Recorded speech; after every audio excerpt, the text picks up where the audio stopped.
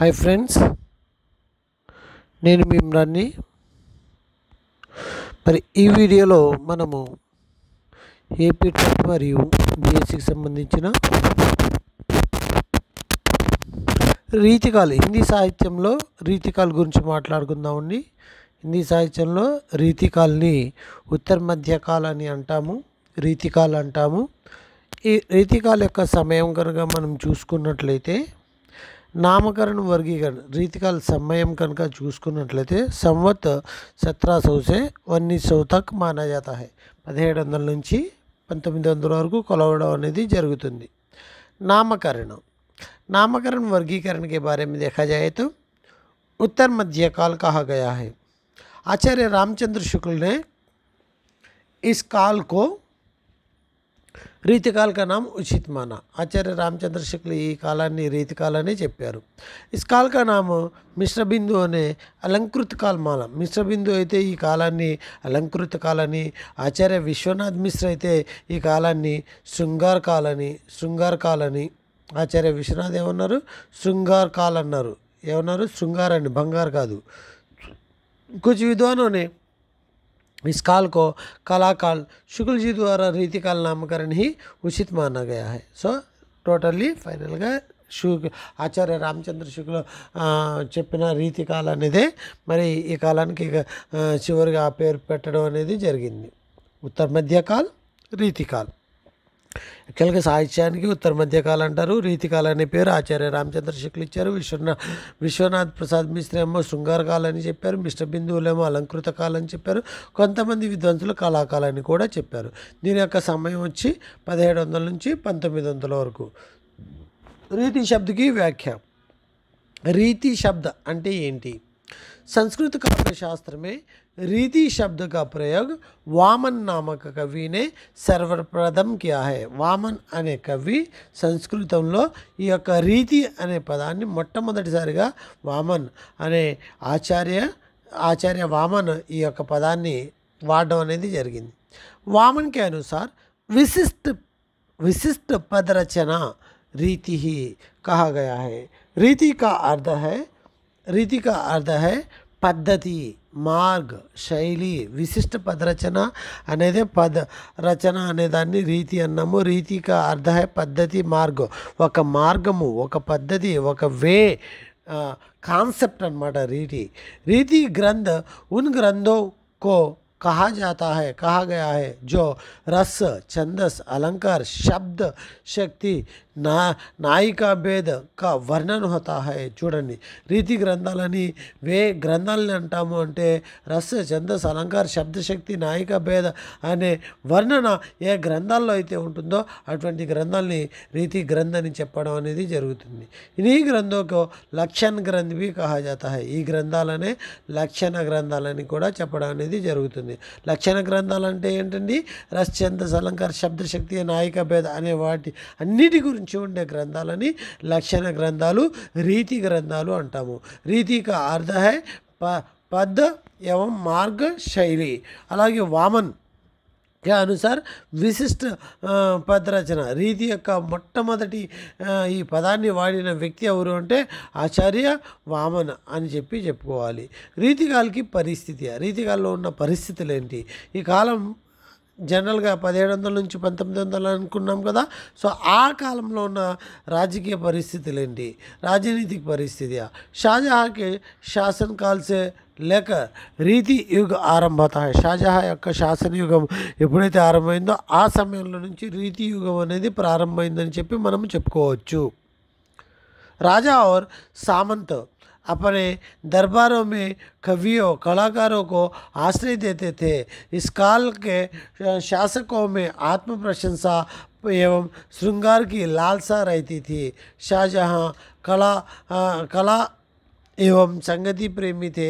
इनका राज्य दक्षिण में बीजापुर, गोलकोंडा तक ఫైలా హువా థా. సో ఈ కాలంలో రాజులు ఎలా ఉండేవారండి, కవుల్ని ఆదరించేవాళ్ళు, కళాకారులని ఆదరించేవాళ్ళు. వాళ్ళ వాళ్ళ రాజ్యాల్లో కళాకారులు కావాలి, కవులు కావాలి అని చెప్పి వాళ్ళ ప్రశంసల్ని వాళ్ళ ద్వారాగా ప్రశంసించుకుని వాళ్ళ ద్వారాగా ప్రశంసల్ని అందుకోవడమే కాకుండా, అంటే ఆ కాలపు శాసకులు రాజులో ఆత్మ ప్రశంస ఎక్కువగా ఉండేది, శృంగార లాల్స ఎక్కువగా ఉండేది. షాజహా కాలానికి షాజహా అయితే రాజా షాజహా చక్రవర్తి అయితే మరి ఆ కాలంలో సంగీత ప్రేమి, కళాప్రేమి. ఇంకా రాజ్య దక్షిణ భారతదేశంలో బీజాపూర్, గోల్కొండ వరకు వ్యాప్తి చెంది ఉండేది. సామాజిక పరిస్థితి, సమాజం అంటారా, యథా రాజా తథా ప్రజ. మరి రాజు ఎలా ఉంటాడో ప్రజలు కూడా అలాగే ఉంటారు కదా. సో యహ కళ యహ కాల్ యథా రాజా తథా ప్రజాకి ఉక్తికి సమాన్ థా. ఇలాగే అడుగుతాడు బిట్టు, యథా రాజా తథా ప్రజా इस उक्ति के समान यह इस काल की प्रवृत्ति है, यह इस काल की प्रवृत्ति है, लेकिन यह रीति काल की इस प्रवृत्ति के अंतर्गत आता है. सामाजिक परिस्थिति, రాజనైతిక పరిస్థితి, ధార్మిక పరిస్థితి ఇలాగా అడిగే అవకాశాలు కూడా ఉన్నాయి. యథా రాజా తథా ప్రజ అనే పరిస్థితి ఏ కాలానికి సంబంధించింది అంటే మనము చెప్తున్నాం ఏ కాలానికి, రీతి కాలంలో సామాజిక పరిస్థితికి సంబంధించింది. अर्थात समाज भी विशृंखलता हो रहा था, नैतिकता का अभाव था, सामंतवादी राज्यों का प्रभाव पड़ा था. सुर शराब, सुर అంటే షరాబ్, సుందరి అంటే డూబే ఈ ఆడవాళ్ళు. సో सुर और शराब में डूबे हुए थे, सुर और सुंदरी में डूबे हुए थे. अशिक्षित बाल विवाह आदि रूढ़ियों फैली हुई थी. అశిక్ష, బాల్ వివాహ అనే మూఢనమ్మకాలు కూడా అలాగా బాగా స్ప్రెడ్ అయ్యి ఉండేవి. నెక్స్ట్ धार्मिक परिस्थिति कనుక చూస్తున్నట్లయితే राधाकृष्ण की श्रृंगार लीलाओं का भक्ति समझने लगे एवं इसलिए मंदिरों में नाच गाना सामान्य विषय था. రాధాకృష్ణ యొక్క శృంగార లీలల్ని భక్తి విషయంగా మరి కొలిసి డైరెక్ట్గా మరి ఈ యొక్క టెంపుల్స్లోనే నాచ్ గానా అనేది ఒక సామాన్య విషయంగా ఉండేది. सारे समाज में नैतिकता कम एवं श्रृंगार भाव ज़्यादा फैल गया. साहित्यिक परिस्थितियाँ, हिंदी साहित्य के स्वतंत्र आकार बने. आश्रयदाताओं की प्रशंसा कवियों का काम था. ఎవరైతే ఆశ్రయించారో వాళ్ళని ప్రశంసించడం కవి యొక్క పనిగా ఉండేది. कुछ वीर काव्य भी लिखे गए थे. कवियों में प्रतियोगिताएं रखी जाती थी. काव्य के विविध अंग जैसे रस, छंदस, अलंकार, ध्वनि पर बल दिया गया था. कवि अपना कामय राजा के चरणों में सौंप रहा था. राम भक्ति धारा के कारण कविता को कुछ सम्मान मिला. సో సాహిత్యక పరిస్థితులు కనుక చూసినట్లయితే కవి తన యొక్క కావ్యత్వాన్ని రాజా యొక్క పాదాల దగ్గర ఉంచేవాడు. రసఛందస్, అలంకారాలు అనే వాటిపైన, ధ్వని అనే వాటిపైన కొద్దిగా బలం ఇవ్వబడింది. యథారాజా తథా ప్రజ అనే కాన్సెప్ట్ ఈ సాహిత్యంలో కూడా జరిగింది. ఆశ్రయదాత ఒక వర్ణన కన్నా इस काल का साहित्यिक प्रवृत्ति मानी जाती है. అంతే కదా, ఆశ్రయదాతకు వర్ణన కన్నా రీతికాలిక సాహిత్యिक ప్రవృత్తి బాగా గుర్తుపెట్టుకోవాలి. हिंदी साहित्य के स्वतंत्र आकार बने. आश्रयदाताओं का प्रशंसा का वर्णित करना. कुछ वीर काव्य भी लिखे गए हैं. प्रतियोगिताएं रखी जाती थी. रीतिकाल की प्रवृत्ति. అలాగే రస్, ఛందస్, అలంకార पर ध्यान दिया गया था. రీతికాल की ప్రవృత్తి సాహిత్యिक ప్రవృత్తుల్లో. అలాగే రీతికాల్ की ప్రవృత్తి మళ్ళీ ఒకసారి చూడు అంటే ఆ సేమ్ ప్రవృత్తి అన్న విశేషతలు అన్న ఒకటే, అవి సాహిత్యिक ప్రవృత్తి అన్నాము. ఇక్కడ మళ్ళీ ఒకసారి అన్నీ కలిపి రీతి కాలానికి సంబంధించిన అన్ని విషయాలు ఇక్కడికి వస్తాయి అన్నమాట.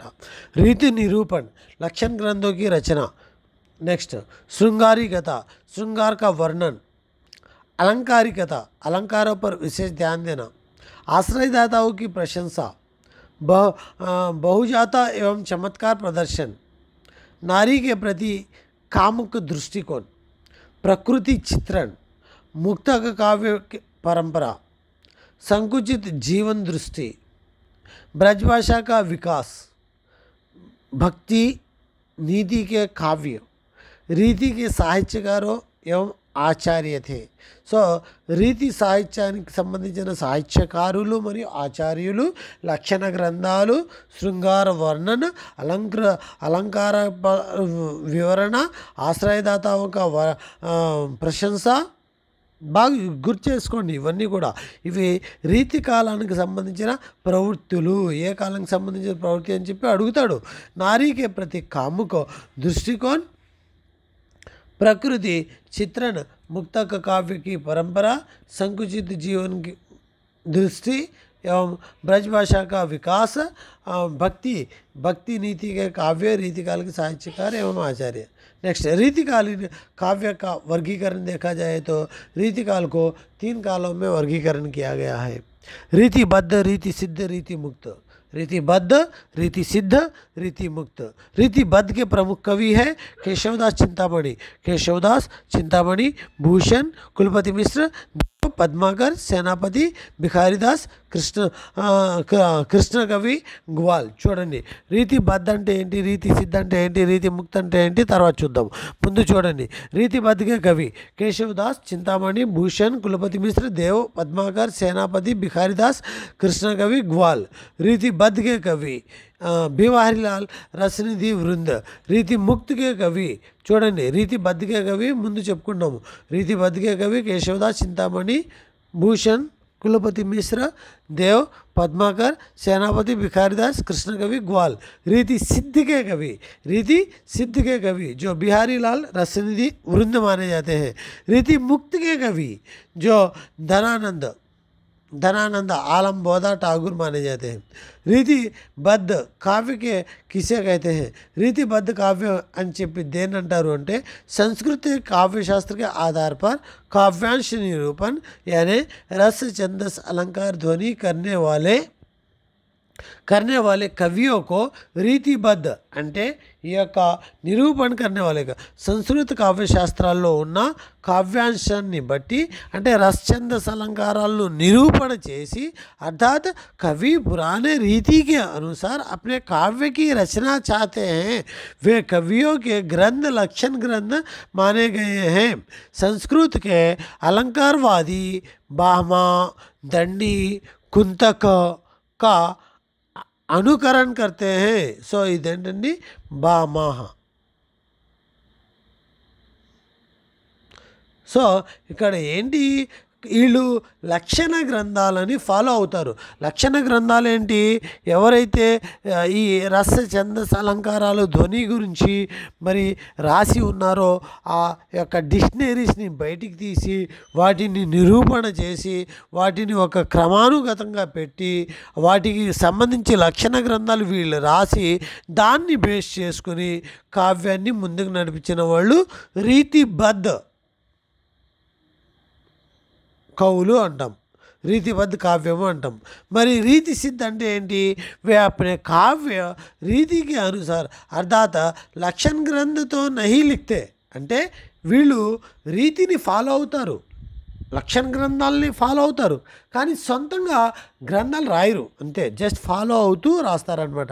అంటే ఇక్కడ ఏంటి, ముందు కావ్యాంశ నిరూపణ జరిగి ग्रंथालनी रचिंची इलागे अड़ुगुतारु बिट्टू काव्यांश निरूपण करके लक्षण ग्रंथों को लिखने वाले काव्य है रीतिबद्ध काव्य, रीति सिद्ध काव्य, रीति मुक्त काव्य.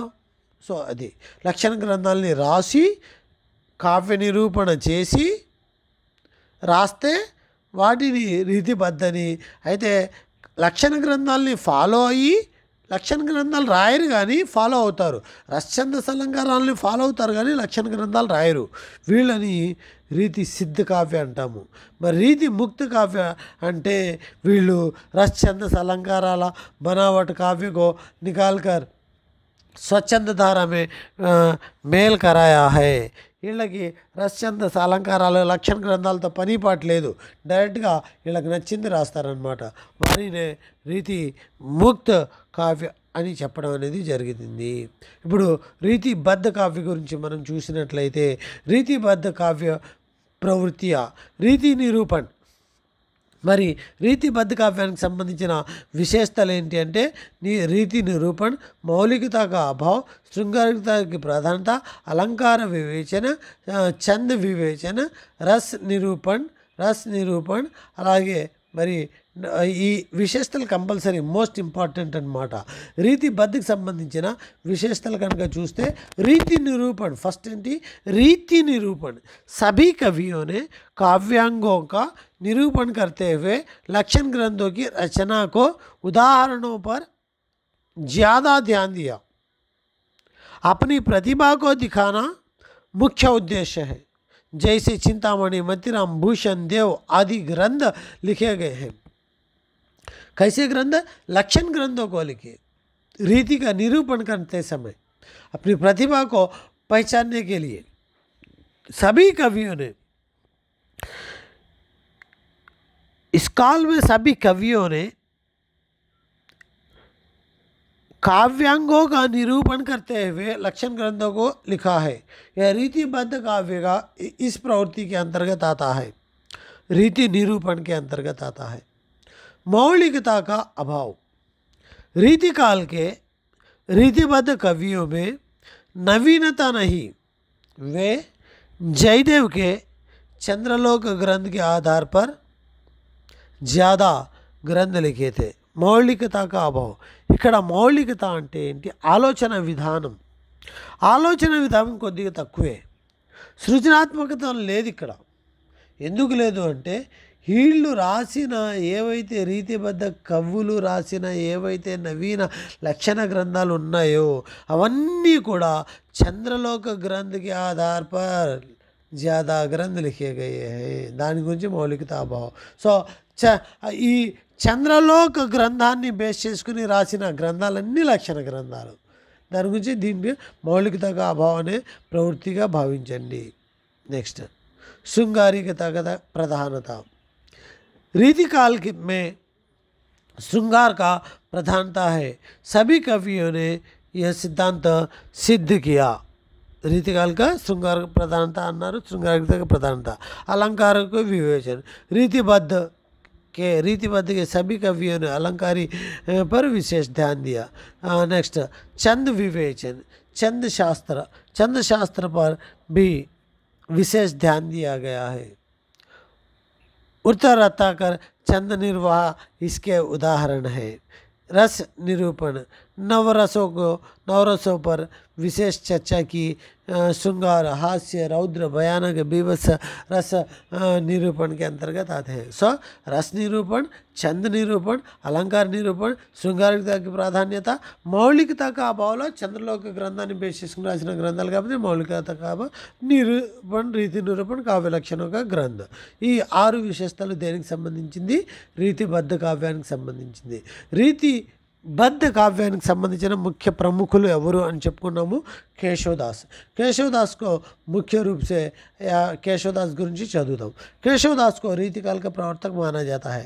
रामचंद्र शुक्ल केशवदास को रीतिकाल का प्रवर्तक नहीं मानते क्योंकि केशव के बाद 50 वर्ष तक अर्थात चिंतामणि तक रीति के ग्रंथ नहीं लिखे गए हैं. लेकिन चिंतामणि के बाद रीति परंपरा चलती रही. इसीलिए शुक्ल के अनुसार चिंतामणि रीतिकाल के प्रवर्तक माने जाते हैं. शुक्ल जी के अनुसार केशवदास ने संस्कृत काव्य रस छंद अनुकरण किया है. वे अलंकारवादी कवि माने गए हैं.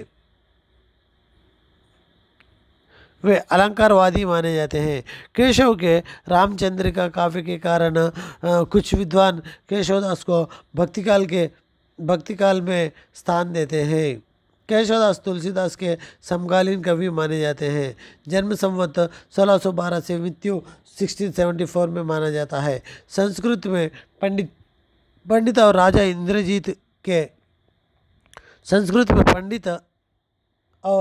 इंद्रजीत के आश्रय कवि थे. राजा ने इन्हें 22 ग्रामों के लिए एक जागीरदार बनाया था. మరి రాజా ఇంద్రజిత్ ఇన్ని 22 గ్రామాలకి జాగీర్దారిగా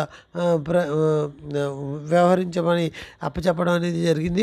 కవి आचार्य थे केशवदास ब्रजभाषा के कवि थे। वे अलंकारों के संदर्भ में कहते थे कि भूषण बिन ना विराजाई కవిత బనిత మిత్ర అని చెప్పి అలంకార సందర్భంలో చెప్పడం అనేది జరిగింది. వే సంస్కృత్కు भामा दंडी कुंतक आदि अलंकारवादी के रीति काव्य के लिखे पहला ग्रंथ कृताराम हिततरंगिणी कृताराम का हिततरंगिणी है रीति काव्य का पहला ग्रंथ. సరే ఇక్కడ మనం చూసినట్లయితే కేశవదాస్ గురించి రీతిబద్ధ కావ్యానికి సంబంధించిన కేశవదాస్, రీతి కాలానికి సంబంధించి మొట్టమొదటి కవి కేశవదాస్. డైరెక్ట్ క్వశ్చన్ చూడండి, రీతి కాలానికి సంబంధించిన మొట్టమొదటి కవి ఎవరు అంటే కేశవదాస్. బ్లైండ్గా చెప్పచ్చు, డౌట్ లేదు. అయితే ఆచార్య రామచంద్ర शुक्ल के अनुसार రీతికాల్ की प्रथम कवि कौन है అంటే చింతామణి అని చెప్పాలి. ఈయన 50 సంవత్సరాల తర్వాత అంటే కేశవదాస్ తర్వాత 50 సంవత్సరాల వరకు అసలు రీతికాలానికి సంబంధించిన గ్రంథాలు ఏమీ లేవట. దాని గురించే ఈ చింతామణి తర్వాత వచ్చిన వారందరిలో కూడా రీతి కావ్యం పరంపర కొనసాగిందని చెప్పి చెప్తున్నారు. అయితే शुक्ल जी के अनुसार केशवदास के సంస్కృత కావ్య రసచంద అనుకరణ కియే హై. సంస్కృత కావ్యాలకు సంబంధించిన రసఛందస్సు మాత్రమే వాడారంట ఈయన శుక్లజీకి చెప్తున్నారు.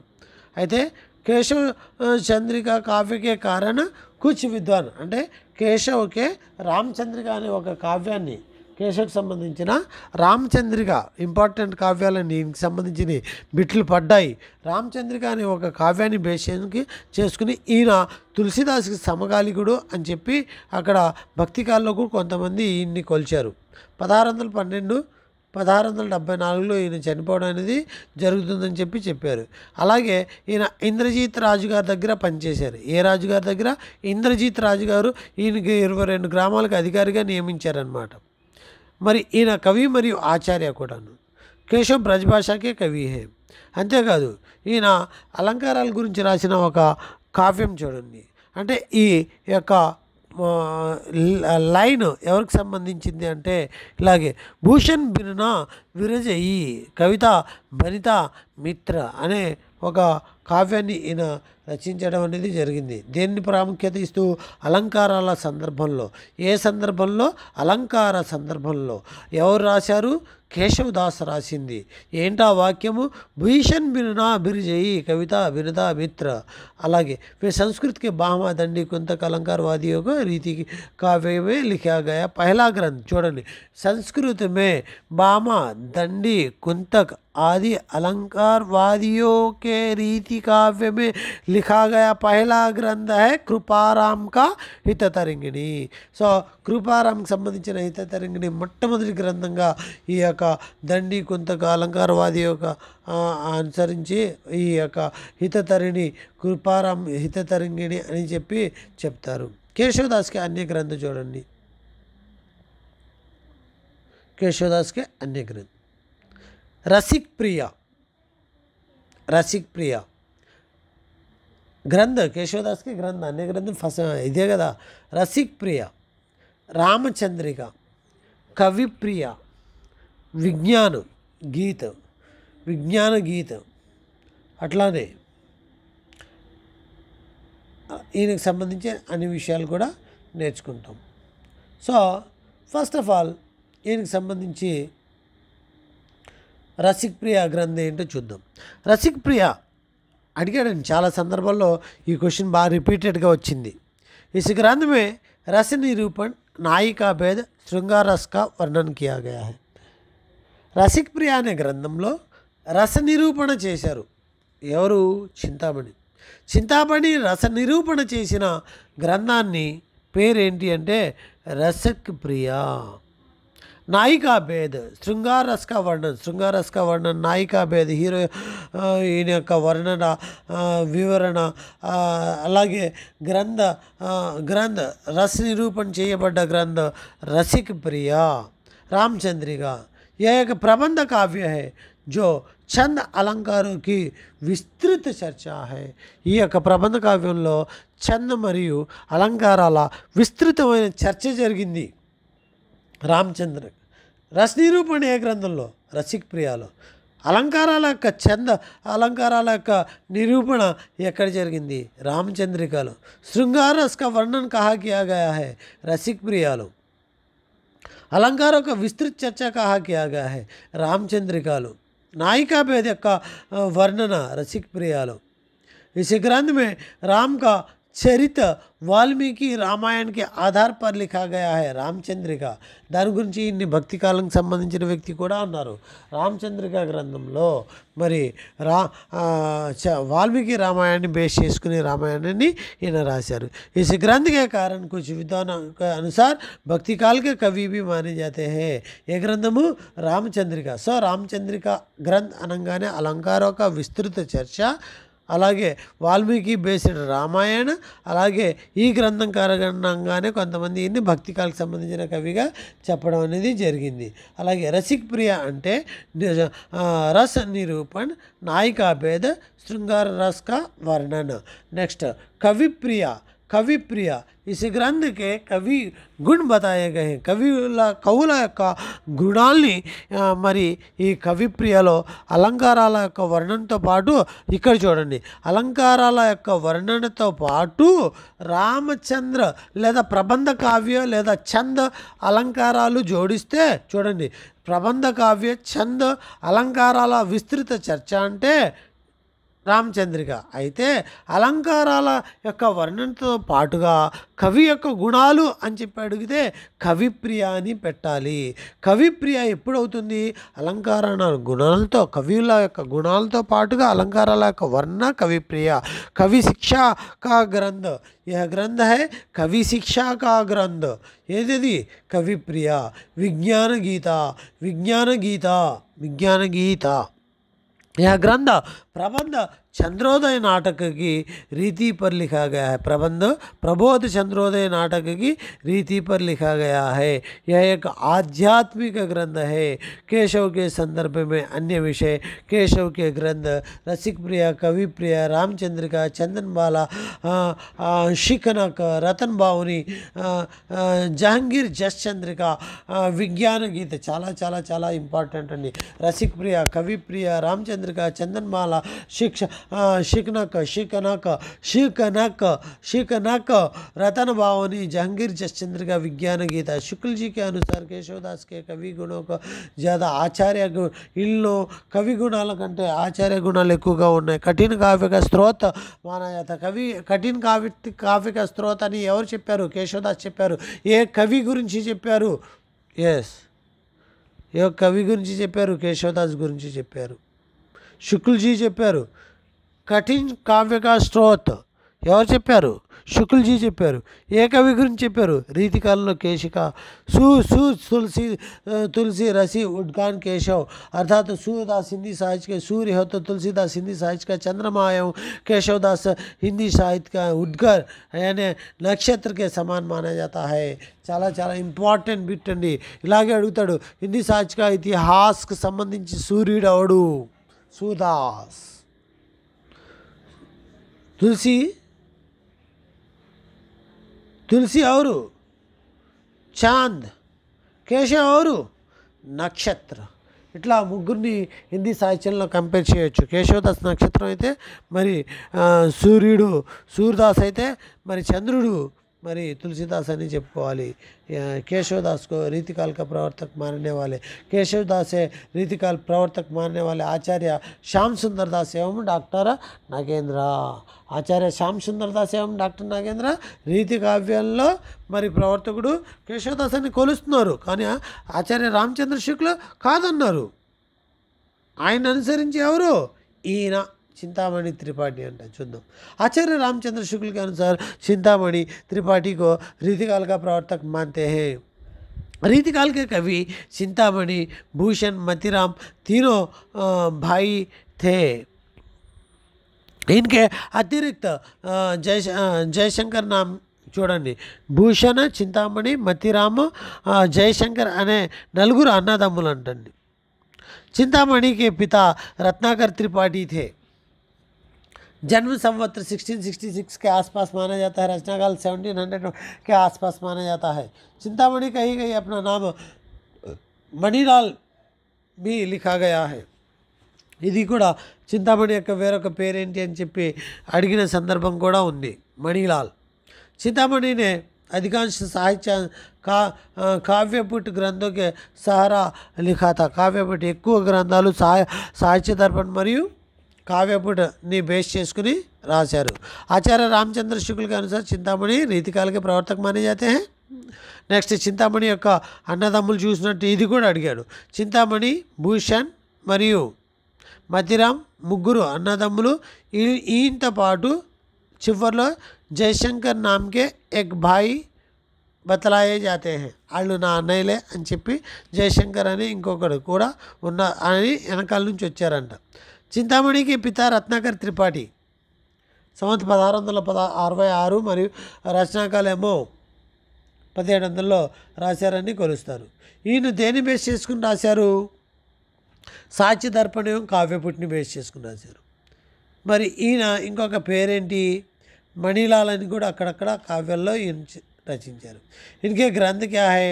काव्य विवेक अप्राप्त ग्रंथ है। कवि कुलप्रत मम्मट के काव्य प्रकाश पर आधारित ग्रंथ है। काव्य प्रकाश अप्राप्त ग्रंथ है। చూడండి, काव्य विवेक अप्राप्त ग्रंथ, काव्य प्रकाश अप्राप्त ग्रंथ, कवि कुलपत्र मम्मट के काव्य प्रकाश पर आधारित ग्रंथ, चंद विवार पिंगल ग्रंथ, रस विलास। चिंतामणि कवि एवं आचार्य भी थे। सो इन ग्रंथालय इवన్నీ కూడా काव्य विवेक, कवि कुलपत्र, काव्य प्रकाश, चंद विचार, रस विलास। काव्य विवेक, कवि कुलपत्र, काव्य प्रकाश, चंद विवार, रस विलास। ఈ గ్రంథాలు ఎవరి అండి? మమ్మట్ కవి के काव्य प्रकाश ग्रंथ के आधारित ग्रंथ क्या है? कवि कुलपत्र। ఇది గుర్తుపెట్టుకోవాలి। సో చింతామణికి సంబంధించిన అంశాలు ఇవి। చింతామణి యొక్క అన్నదమ్ముల పేర్లు భూషణ్, మతిరామ్, చింతామణి, జయశంకర్। నెక్స్ట్ చింతామణి యొక్క పితా పేరు త్రిపాఠి, అలాగే చింతామణి వేరే పేరు మణిలాల్। సో దేని మీద బేస్ చేసుకుని రాశారు? సాహిత్య దర్పణ, काव्यभूषण। అలాగే చింతామణికి రీతికాల के प्रवर्तक माने जाने वाले आचार्य रामचंद्र शुक्ल। इनके संबंधित ग्रंथालू काव्य विवेक अप्राप्त, कवि कल्पलपुत्र मम्मट के काव्य ग्रंथ के आधार पर प्रकाश, काव्य प्रकाश का आधार पर। नेक्स्ट काव्य प्रकाश अप्राप्त ग्रंथ, चंद विवार पिंगल ग्रंथ, रस विलास। नेक्स्ट महाराजा यशवंत सिंह। महाराजा यशवंत सिंह वे मेवाड़ के महाराजा गजसिंह के द्वितीय पुत्र थे। जन्म 1683 में, मृत्यु 1738 में काबुल में हुआ था। वे शाहजहाँ और औरंगजेब के विश्वासपात्र अनेक युद्धों में भी भाग लिए थे। भाषा भूषण इनका प्रसिद्ध अलंकार ग्रंथ है। इस ग्रंथ पर संस्कृत ग्रंथ चंद्रलोक की छाया है। अपरोक्ष सिद्धांत, अपरोक्ष सिद्धांत, सिद्धांत बोध, सिद्धांत सार, अपरोक्ष सिद्धांत, सिद्धांत बोध, सिद्धांत सार, प्रबंध चंद्रोदय मुख्य ग्रंथ है इनके। भाषा भूषण, अपरोक्ष सिद्धांत, सिद्धांत बोध, सिद्धांत सार, प्रबोध चंद्रोदय इनके मुख्य ग्रंथ है। ఈయన ఎవరి దగ్గర పనిచేశారు? మహారాజా యశ్వంత్ సింహ్, షాజహాన్ మరియు ఔరంగజేబ్ యొక్క విశ్వాసపాత్రులుగా పనిచేశారు। 1683 1738 మధ్య ఈయన కాబూల్లో ఉన్నారు, కాబూల్లో చనిపోయినట్టుగా ఉంది। మేవాడ్ మహారాజా గజసింహ యొక్క ద్వితీయ పుత్రుడు। భాషా భూషణ్ గ్రంథం అయితే అలంకార గ్రంథాలకు సంబంధించింది। మరి అపరోక్ష సిద్ధాంత బోధ, సిద్ధాంత సార, ప్రబోధ చంద్రోదయ్ ఈయనకు సంబంధించిన ముఖ్య గ్రంథాలు। ఇకపోతే భూషణ్ తీసుకున్నట్లయితే చింతామణి మతిరామ్కి భాయి హై భూషణ్ చెప్పుకున్నాం। రీతికాలకి వీర కావ్య లిఖే హై, రీతికాలంలో వీర కావ్యాలు రచించిన వ్యక్తి భూషణ్। शुक्ल जी के अनुसार जन्म 1623 संवत 1680 में माना जाता है। सन వేరు సంవత్ వేరు। సో అది గుర్తుపెట్టుకోవాలి। 57 సంవత్సరాలు సన్కి సంవత్కి డిఫరెంట్। ఈయన కవి భూషణ్ भी कहा जाता है। ఇంపార్టెంట్ బిట్ అడిగాడు, కవి భూషణ్ అంటే ఎవరు? భూషణ్, కవి భూషణ్, భూషణ్ అని కవి భూషణ్ అని పిలుస్తారు। छत्रपति शिवाजी महाराज छत्रसाल के आश्रय कवि थे। वे राष्ट्रीय प्रेम से भरपूर कवि थे। वे ब्रज भाषा के कवि थे और अरबी, फारसी, मराठी शब्दों को भी अपनाया। इनके ग्रंथ है शिवराज भूषण, भूषण हजारा, भूषण उल्लासा, दूषण उल्लास, शिव भावनी, छत्रसाल दशक। शिवराज भूषण अलंकारों का ग्रंथ है।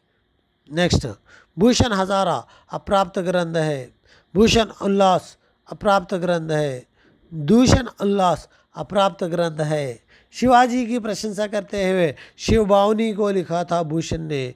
छत्रसाल दशक, राजा छत्रसाल बुंदेली की प्रशंसा करते हुए छत्रसाल दशक लिखा था भूषण ने। विश्वनाथ प्रसाद मिश्र के अनुसार भूषण का एकमात्र ग्रंथ है जो शिवराज भूषण या शिवभूषण कहते हैं। कुलपति मिश्र, ये कवि बिहारी लाल के भांजे हैं। कुलपति मिश्र बिहारी लाल का मेनल्लुड अंटनी। पिता का नाम परशुराम मिश्र था। राम सिंह राजा दुर्बारी कवि थे। कुलपति मिश्र बिहारी लाल के भांजे माने जाते हैं एवं पिता का नाम परशुराम माना जाता है। और ఈయన రామసింహ రాజా సంబంధించిన దర్బారీ కవి అని చెప్పుకోవచ్చు। इनकी भाषा शुद्ध ब्रज भाषा है। रसरहस्य प्रसिद्ध ग्रंथ है। काव्य प्रकाश का आधारित ग्रंथ है। नेक्स्ट, द्रोण पर्व, मुक्त तरंगिणी, नक्षिका, संग्रह सार, गुणरस, रहस्य आदि इनके प्रमुख ग्रंथ हैं। आचार्य देवकर्ण का చూసినట్లయితే इनका पूरा नाम देवदत्त था। वे किसी आश्रयदाता के पास नहीं किए। जन्म 1824। देव 72 గ్రంథ बताए गए हैं। 72 గ్రంథాలని చెప్పి చూపించారు। ఇక్కడ ఇంపార్టెంట్ చూసుకున్నాం। रीति ग्रंथ, इनके रीति ग्रंथ है भाव विलास, भवानी विलास, कुशल विलास, भाव विलास, भवानी विलास, कुशल विलास, शब्द रसायन, अष्टयाम, सुख सागर तरंग, नीति शतक, सुजान विनोद, प्रेम तरंग, पावस विलास, राधिका विलास, सुंदरी सिंदूर आदि प्रमुख ग्रंथ माने जाते हैं। वे कवि एवं आचार्य थे। रसशृंगार माना गया है। देव की भाषा ब्रज भाषा है। प्रसाद और माधुर्य गुण पाए जाते हैं भाषलो। మరి पद्माकर చూస్తే पद्माकर మరి तैलंग ब्राह्मण थे। पिता का नाम मोहन भट्ट था। यहाँ रीतिकाल के वीर एवं श्रृंगारी कवि माने जाते हैं पद्माकर। गुजरात के राजा अनुपगिरी के आश्रय कवि माने गए हैं। ग्रंथ చూసినట్లయితే जगत विनोद नायिका भेद रस के आधार पर हिम्मत बहादुर विरुद्ध वाली वीर ग्रंथ है। हिम्मत बहादुर विरुद्ध वाली। नेक्स्ट, पद्माभरण, जयसिंह विरोधा वाली, आली जाह प्रकाश, हितोपदेश, राम रसायन, प्रबोधप्रचार, गंगा लहरी।